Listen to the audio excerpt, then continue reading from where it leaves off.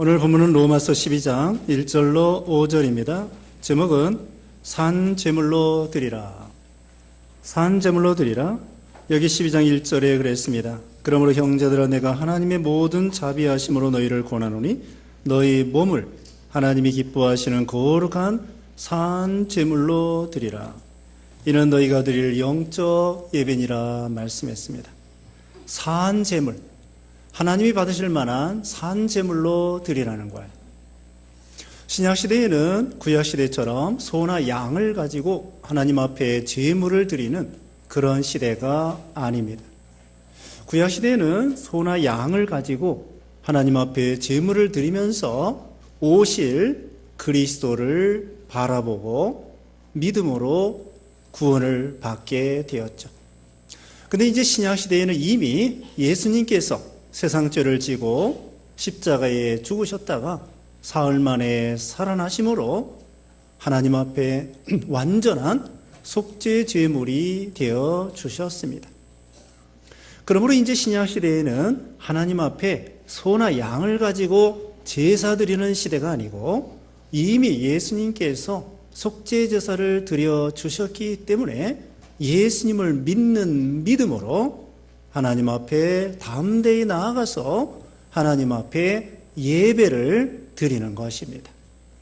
그러니까 구약시대에는 소나 양을 가지고 제물로 제사를 드리면서 예배를 드렸는데 오늘날 신약시대에는 그런 소나 양으로 제물을 드리는 것이 아니라 예수님을 믿는 믿음으로 하나님 앞에 나아가서 예배 드리는 것이다. 그런 말씀입니다.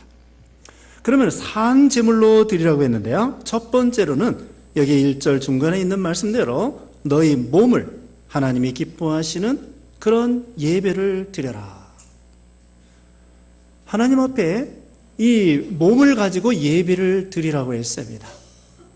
그러니까 구약시대의 소나 양을 가지고 하나님 앞에 나아가서 제사를 드린 것처럼 신약시대에는 우리 몸으로 하나님 앞에 나아와야 된다는 거야.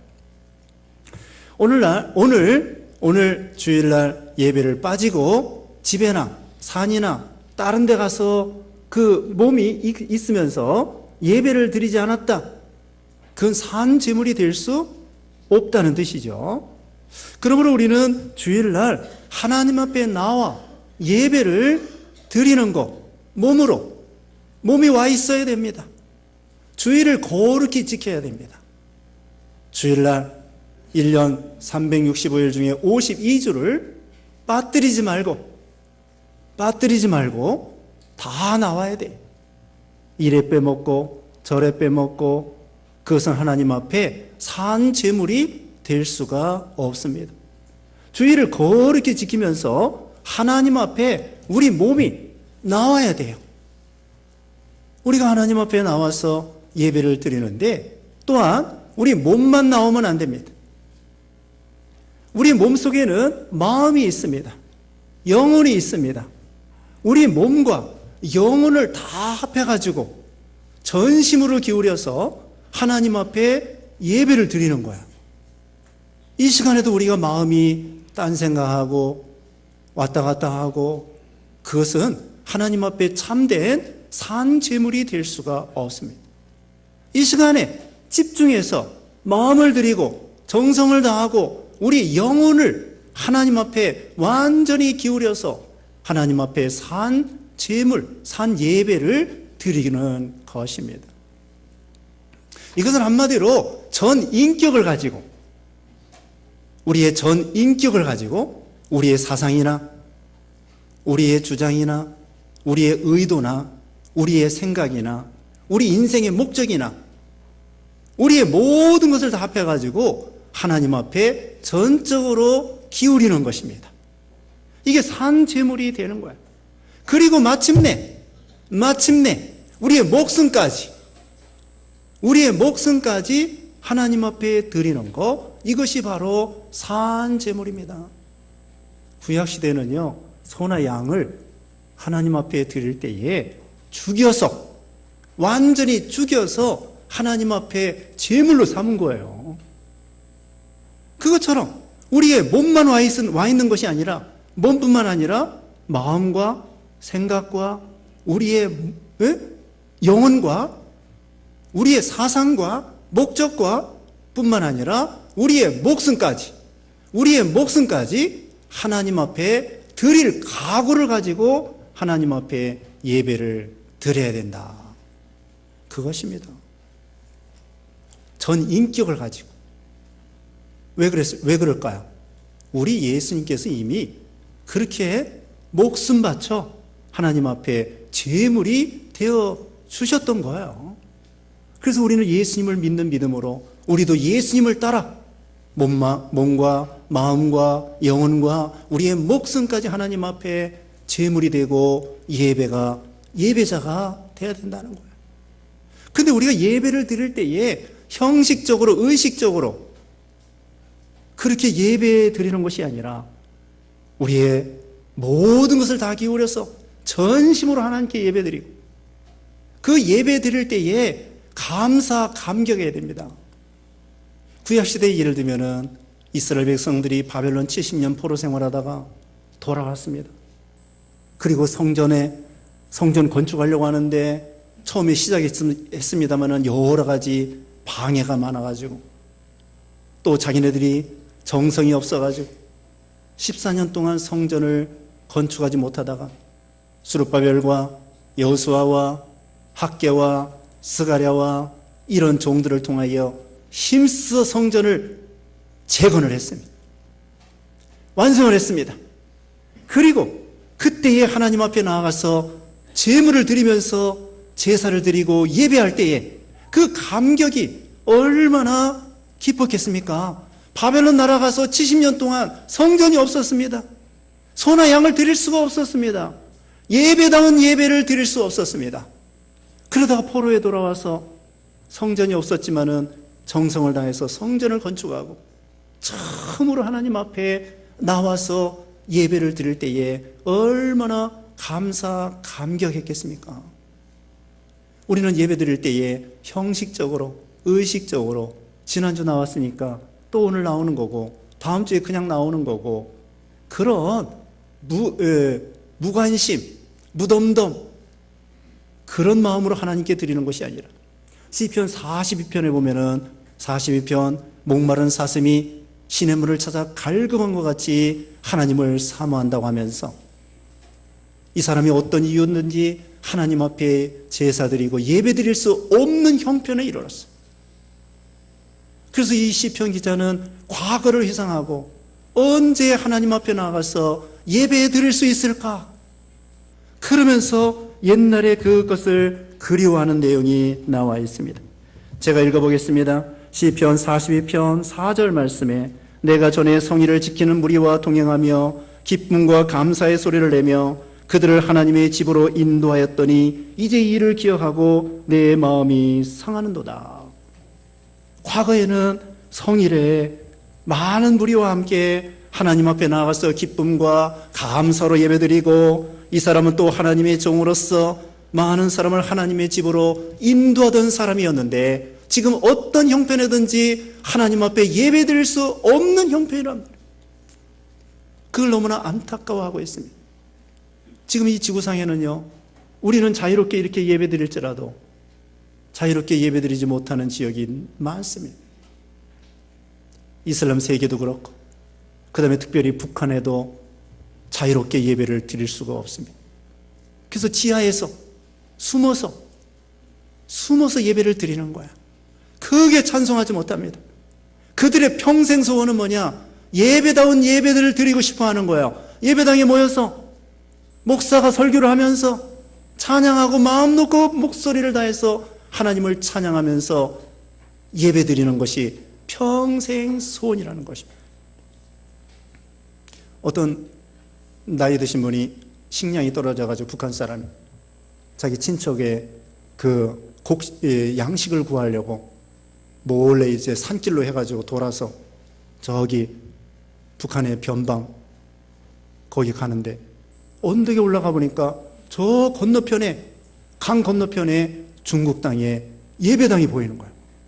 십자가가 보이는 거예요. 이 사람이 나이가 들어서 어렸을 때에 과거에 자기가 예수 믿던 그것이 생각이 나는 거예요. 오, 저 예배당, 저기 강 건너편 중국 땅에 저 예배당에 있구나. 십자가 가고 있구나. 야, 저 십자가 이거 얼마만인가. 그래가지고 한참 넋놓고 그걸 바라보다가 이제 친척집 가가지고 양식을 구하고서는 집으로 돌아갔습니다. 집으로 돌아올 때에 다시 한번 그 언덕에 올라가서 십자가를 보고서는 집에 갔습니다. 다음에는 양식이 떨어졌을 때에 주일날, 일요일날 맞추어서 친척집에 또 양식을 구하러 갑니다. 그래서 그 맞추어가지고는 산 꼭대기에 다시 올라가가지고 그 예배당을 바라보는 거야. 예배당 바라보는데 마침 주일날 맞춰서 갔기 때문에 개미 새끼처럼 사람들이 그 예배당에 막 들어가고, 그때에 이 사람은 눈물을 펑펑 흘리면서, 야, 저 예배를 드리는데 지금 예배 시간이겠지, 지금 설교 시간이겠지, 그러면서 그냥 안타까워서 그런 그 간증을 이상 목사님, 북한 선교하는 분 통해서 간증을 들어봤습니다. 평생 소원이 예배다운 예배를 한번 드리고 싶어 하는 거예요. 그렇게 평생 예배 드리지 못하다가 하나님 앞에 예배 드릴 때에 얼마나 감사감격했겠습니까? 우리는 늘 1년 365일 52주 그냥 하나님 앞에 나와 예배 드리는 당연하니까 당연한 줄 아는데 당연한 일이 아닐 수 있다고 하는 거예요. 지금 북한에 이제 핵 문제 때문에 남북한 정상회담, 북미 회담하고 있는데 우리는 핵 문제만을 위해서 기도하는 것이 아닙니다. 북한의 인권 문제를 위해서 물론 기도를 해야 되겠지만 첫 번째 기도할 것이 무엇이냐? 북한에 교회가 다시 세워지고 복음이 전파되고 교회 예배당이 다시 건축되고 예수 믿는 사람들이 자유롭게 예배 드릴 수 있는 날이 속히 올 수 있도록 우리는 기도해야 됩니다. 북한에 숨어서 믿는 사람들이 20만 명이라고 합니다. 수용소에 갇힌 사람이 예수 믿는 사람 5만 명이라고 합니다. 확실한 건 모릅니다. 그런데 6.25 이후에 순교당한 사람들이, 예수 믿는 사람들 학자들에 의하면 6.25 이후에 1만 5천 명이 순교를 당했다는 거예요. 지금도 순교당하고 있어요. 남한에 순교당하는 사람 몇 명이나 됐을까요? 6.25 이후에. 물론 6.25 때 우리 순교당했어요. 일제시대 때 순교당했어요. 6.25 이후에 우리가 남한 사람들 얼마나 순교당했을까요? 몇 사람 안 될 겁니다. 근데 북한에는 1만 5천 명이 순교를 당했다고 확실한 건 모르지만 어떤 믿는 학자가 발표를 했습니다. 하나님 앞에 이렇게 우리의 몸으로 자유롭게 감사 감격하면서 예배할 수 있다고 하는 거, 이 가치를 우리는 헛되이 보내지 말고 예배를 소홀히 하지 말고 하나님을 만나고 하나님께 예배드릴 수 있는 것은 의무이면서 특권입니다. 너무나 이것은 귀한 거예요. 그 다음에는 두 번째로는, 처음에는 몸으로 드리고 몸과 우리 마음과 전 인격과 목숨을 통해서 드리라고 그랬죠. 두 번째로는 거룩한 산 제물이 되라고 했습니다. 거룩이라고 하는 것은 구별된 것입니다. 세속에 물들지 않는 것입니다. 깨끗한 것입니다. 우리는 구약시대에 제사를 드릴 때에 소나 양을 드릴 때 있죠. 그 소나 양이 흠 없는 것으로 드렸습니다. 눈 멀지 아니하고 피우병 비루 먹지 아니하고 절름발이 아니고 그냥 그 소나 양이 깨끗하고 정상적으로 생긴 그런 소나 양을 하나님 앞에 정성을 다해서 드린 거야. 오늘날은 괜찮습니다. 오늘날 뭐 장애자도 괜찮아요. 시각장애자도 괜찮아요. 다리 저려도 괜찮아요. 우리 몸으로 하나님 앞에 영적 예배라고 했잖아요. 영적 예배. 구약시대에 흠 없는 소나 양으로 드린 것은 우리의 몸과 마음이 깨끗하고 거룩하게 하나님 앞에 그런 제물이 되라는 것이에요. 우리는 세상에 살면서요, 세상에 자기도 모르게 물듭니다. 우리는 여기에서 조심해야 됩니다. 여기 바로 이어서도 세대에 본받지 말고 그렇게 말씀했는데, 우리는 깨끗해서 깨끗으로, 거룩해서 거룩으로, 우리는 예배당에서만 예배자가 아니라 우리의 삶 전체가 예배자로서의 삶을 살아야 돼요. 거룩으로, 깨끗으로, 양심을 쓰고. 근데 자기도 모르게 더러워진다는 거예요. 우리가 아침에 세수를 하고 깨끗하게 와이셔츠를 입고 그 다음에 사방에 돌아다니다 보면은 자기도 모르게 와이셔츠 컬러에 까매지고 얼굴이 더러워지고 손발이 더러워집니다. 정원이 있습니다. 정원이 있는데 정원을 망치는 방법은 뭘까요? 거기다가 막 돌 갖다 놓고 막 그렇게 해서도 망칠 수 있지만, 망치는 방법은 내버려 두는 거야. 정원 가꾸지 아니하고 내버려 두면은 어느새 잡초가 나오고 벌레가 나오고 막 그래가지고 정원은 그냥 망쳐지는 거예요. 우리도 마찬가지입니다. 적극적으로 선을 행하지 아니하고 믿는 일 하지 아니하고 예배를 소홀히 한다고 하면은 자기도 모르게 새 속에 물들어 가지고는 망쳐지는 거예요. 이 신앙이 망쳐지는 거예요. 신앙이. 자기도 모르게. 그러므로 우리는 언제나 힘써서 적극적으로 정원을 가꾸는 것처럼 우리 마음을 가꾸고 신앙을 가꾸어서 벌레도 잡아주고 회개하고 깨끗하고 그런 예배자의 삶이 돼야 돼요. 새 속에 물들지 말고. 여러분, 개구리 있잖아요. 개구리를 뜨거운 물에 퐁당 집어넣으면 이 녀석이 펄쩍 뛰어서 도망가요.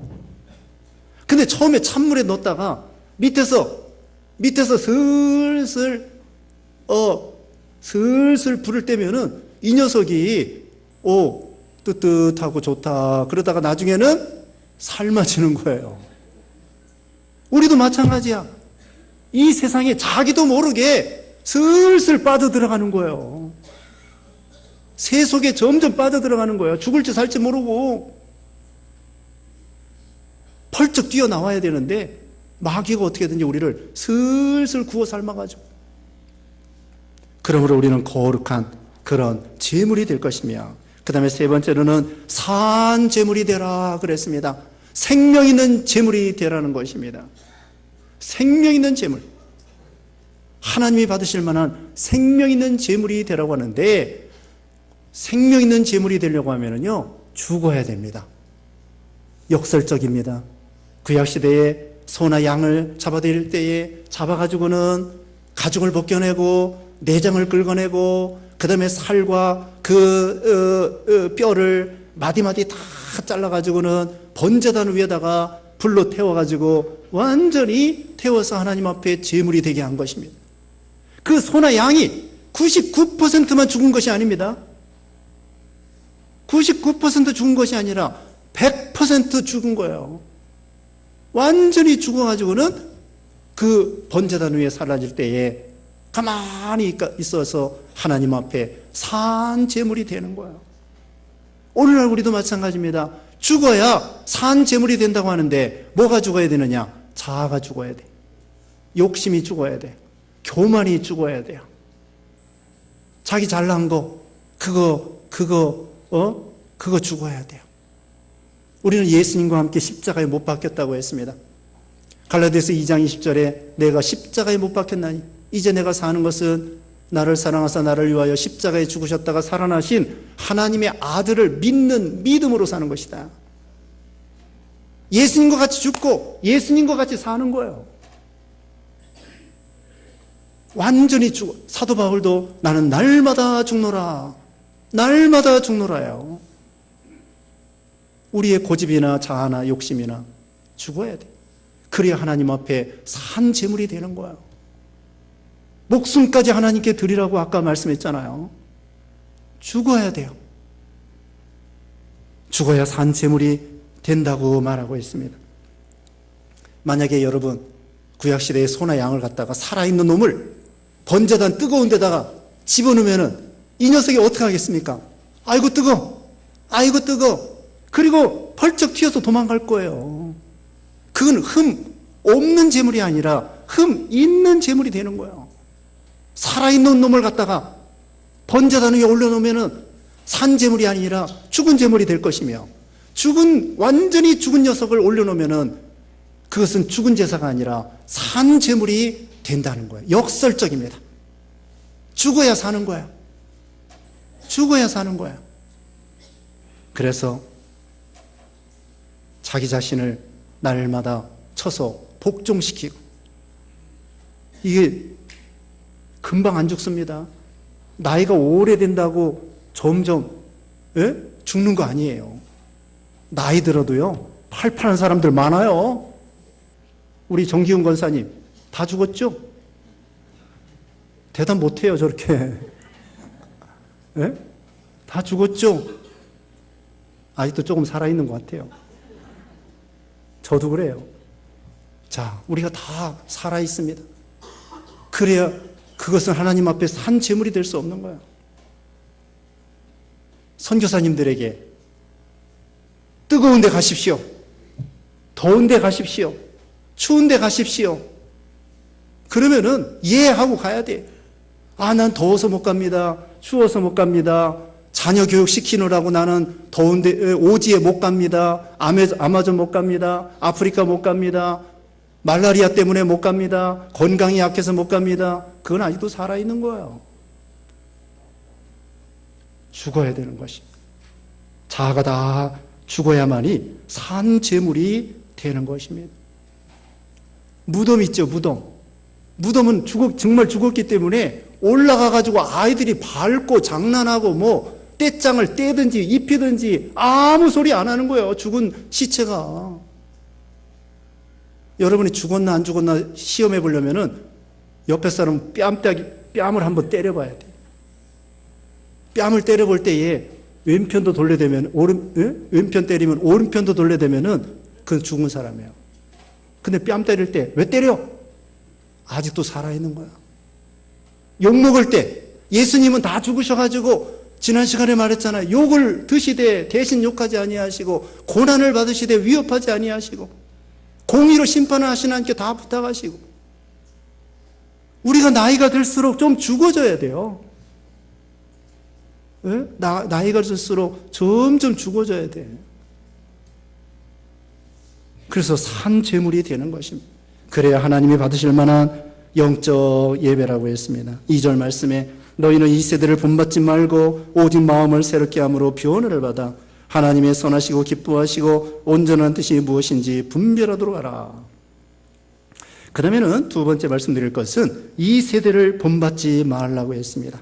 이 세대는 무엇이냐? 빌립보 2장 15절에 어그러지고 거스르는 세대라고 했습니다. 마태복음 16장 4절에 악하고 음란한 세대라고 했습니다. 사도행전 2장 40절에 패역한 세대라고 말했습니다. 이 세상은요, 지금 예수님이 예언한 대로 노아 시대와 같이 되고 소돔 고모라 시대와 같이 되었습니다. 노아 시대는 사람들이 막 강팍하고 강포를 행하고 살인하고 완전히 사람들이 흉악해졌습니다. 그리고 소돔 고모라 시대에는 음란방탕하고 동성연애가 횡행했습니다. 예수님이 말씀한 것처럼 인자가 올 때에 믿음을 보겠느냐? 인자가 올 때에 노아 시대와 같이 되고 소돔 고모라 시대와 같이 될 것을 우리 예수님이 예언했습니다. 지금 얼마나 그런 시대가 됐는지 알 수가 있습니다. 동성연애가 횡행하고 하루에도 에이즈 걸리는 사람이 15명 그렇게 된다고 지난 시간에 우리가 배웠습니다. 이 흉악한 시대가 됐어요. 영화에도 동성연애를 조장하고 드라마에도 책에도 스마트폰에도, 그 다음에 이런 악하고 음란한 시대가 되었어요. 그래서 예수님이 말씀했죠. 노아 시대와 같이 소돔 고모라 시대와 같이 먹고 마시고 사고 팔고 심고 집을 짓고 시집가고 장가가고, 시집가고 장가간다는 것은 정상적인 시집가고 장가가는 것이 아니라 음란방탕하고 무슨 내연녀가 있고 내연남이 있고 걸프렌드가 있고 보이프렌드가 있고, 이것이 다 하나님 앞에 이게 잘못된 거예요. 산 제물이 될 수가 없습니다. 그러므로 우리는 이 세대를 본받지 말고 이제는 이 세대를 발로 밟고 이 세대의 잘못된 풍속, 습관, 유행, 잘못된 문화, 잘못된 사상, 잘못된 이론, 진화론과 같은 거, 이단과 같은 거, 또 잘못된 음악, 잘못된 그런 사상, 이런 거 따라가면 안 돼. 그러면 우리 심령이 죽게 되는 것입니다. 요한일서 2장 16절에 이 세상의 것은 육신의 정욕과 안목의 정욕과 이생의 자랑이니, 이 세상의 것은 육신의 정욕, 안목의 정욕, 이생의 자랑이라고 했습니다. 이거 아버지께로 쫓아온 것이 아니라고 그랬습니다. 그러므로 우리는 이 세상에 세대를 본받지 말고, 세속에 물들지 말고 거슬러 올라가야 돼요.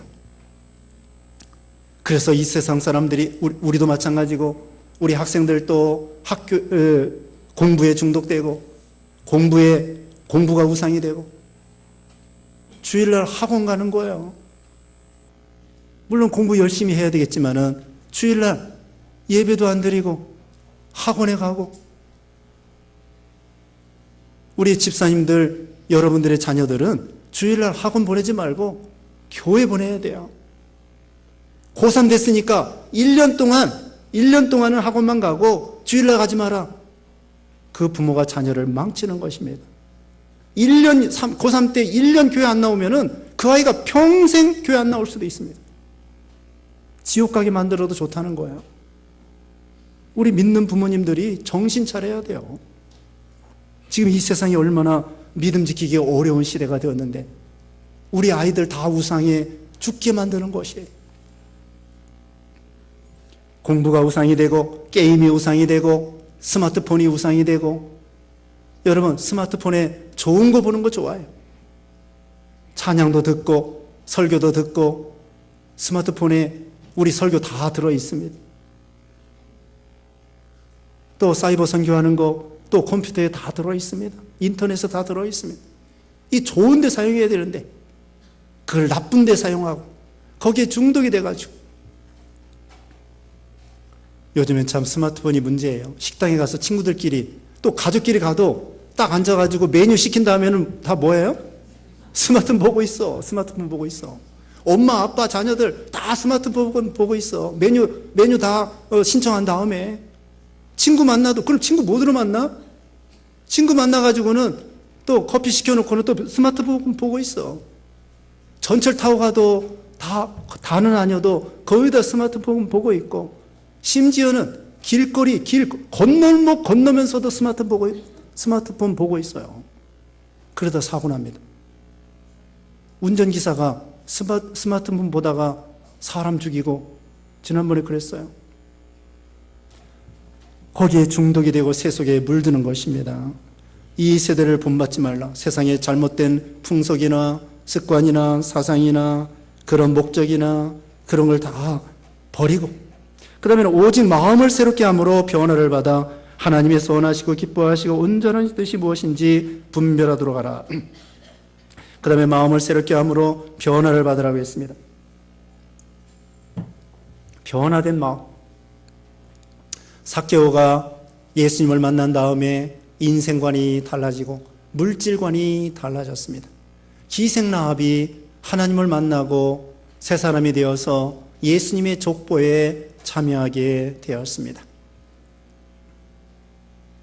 사도 바울이 사울이었을 때 예수 믿는 사람 엄청나게 핍박했는데 예수님을 만난 다음에 변하여 위대한 사도가 되었습니다. 요한복음 4장에 보면은 사마리아 여자가 남편이 5이나 있었는데 지금 남편 6번째 남편인데 예수님을 만난 다음에 예수님을 증거하는 전도 부인이 되었습니다. 여전도사가 되었습니다. 물론 여전도사 그 직분을 임명받은 건 아니지만 전도자가 됐던 것입니다. 예수 믿으면은 물이 포도주가 되는 것처럼, 물이 포도주가 된 것처럼 뭔가 달라져야 돼요. 뭔가 달라져야 됩니다. 그게 바로 변화된 삶이라고 할 수 있습니다. 예전에 오사카 갔을 때에, 일본 오사카 갔을 때 그 교회에 술집 다니던 여자들이 몇 사람 교회 나왔습니다. 일본에 가서 술집에 가서 돈 잘 벌던 여성들인데 노아키 목사 전도받고 오사카 교회에 나왔습니다. 그 다음에 얼마 후에 술집 청산하고 월급이 작아도 다른 직장 다니게 되었습니다. 이게 바로 변화적인 삶이에요. 월급 많이 받던 술집 다 때려치고 월급이 작아도 일반적인 보통의 직장을 교회 다닌 다음부터 크게 변화가 된 거예요. 우리는 이와 같이 마음을 새롭게 함으로 변화를 받아 하나님의 선하시고 기뻐하시고 온전한 뜻이 무엇인지 분별하도록 하라. 이제 3절부터 5절까지는요, 하나님이 우리에게 주시는 은사를 따라 하나님의 교회를 위해서 봉사하라, 그 말씀입니다. 3절 말씀에 내게 주신 은혜로 말미암아 너희 각 사람에게 말하노니 마땅히 생각할 그 이상의 생각을 품지 말고 오직 하나님께서 각 사람에게 나눠주신 믿음의 분량대로 지혜롭게 생각하라. 우리가 교회에서 봉사할 때예요, 이게 교회에서 봉사할 때 이 말입니다. 마땅히 생각할 그 이상의 생각을 품지 말고 하나님이 우리에게 주신 믿음의 분량대로 지혜롭게 생각하라. 우리 예수님께서 마태복음 25장에 어떤 사람은 5달란트, 어떤 사람은 2달란트, 어떤 사람은 1달란트 이렇게 주셨습니다. 여러분, 1달란트가요 그게 소리할 것이 아닙니다. 1달란트가 금 34kg인데 그것이 오늘날 20억 되는 거예요. 20억. 금값이 올라서 요즘에는 1달란트가 20억짜리입니다. 5달란트면 얼마겠습니까? 100억이 되는 거예요. 이건 뭐냐? 하나님께서 우리에게 주신 은사는 너무나 가치가 있고 귀중하다는 것을 가리키는 거예요. 우리에게 주신 은사 너무나 소중한 것입니다. 시시한 은사 없습니다. 그러므로 우리는 자기가 받은 은사를 가지고 충성을 다해야 된다는 것을 보여주는 거예요. 구약시대에 그 고라당이 있습니다. 고라당은 레이지파입니다. 레이지파인데 제사장을 원래 아론 자손에게 레이지파 중에서 아론 자손 그 자손들이 대제사장과 제사장을 하게 되어 있습니다. 근데 레이지파는 뭐하냐? 그 제사장을 도와가지고 소 잡고 가죽 벗겨내고 씻고 물기로 오고 또 성전에서 나무 패고 불 떼고 재 치우고 이런 일을 하는 거예요. 레위인들은. 그러니까 제사장들은 제사 드리는 거고 제사 드리는 것을 옆에서 보조해 주는 것이 레위인들이에요. 근데 이 고라당이 레위인인데 아론 제사장에게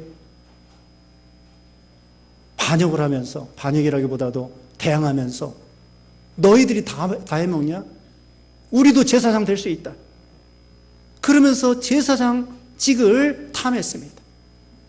그러므로 결국은 고라당이 지진이 나가지고 다 망하고 말았습니다.